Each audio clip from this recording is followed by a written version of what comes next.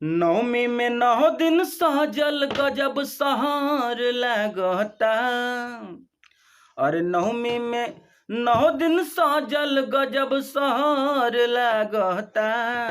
कैसे आई तोहरा पजरा माई हो डर लागता। तो कैसे आई तोहरा बघवा से माई हो डर लागता। अरे वो पर से ले ले बाड़ू भाला तलवार हो। दिन दुखियन कमाई करे पुकार हो। अरे ऊपरा से ले ले मैया भाला तलवार हो।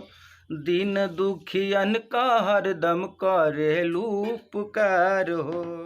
नवरात्र में कलसा धराइल सबके घर लागता। तो कैसे आई ये माई बघवा से तोहरा डर लागता। तो कैसे आई ये मैया बघवा से तोहरी डर लागता। तो नमस्कार प्रणाम, हम वकील कुशवाहा और ये गाना लिखले रहनी। उम्मीद बा आप सबके अच्छा लगल हुई। आज जे भाई के पर्सनल गाना गावे के बा फ्री में गावे कर, कोनो चार्ज ना देवे के बा। अच्छा देकर गाना लिखो खातिर न्यू ट्रैक पर, पुरान ट्रैक पर, कोनो ट्रैक पर संपर्क करी। नंबर शो करत बा नीचे। और ऐसे सुंदर मैटर यदि चाहत बा आपके फ्री में तो हमारे चैनल पर बनल नहीं। फिर मिलब एगो सुंदर अच्छा वीडियो। यदि आप फेसबुक पर बानी तो पेज के फॉलो करें। आप चैनल पर बानी तो चैनल के सब्सक्राइब लाइक कमेंट जरूर करें। फिर मिलब। जय हिंद, जय भोजपुरिया समाज।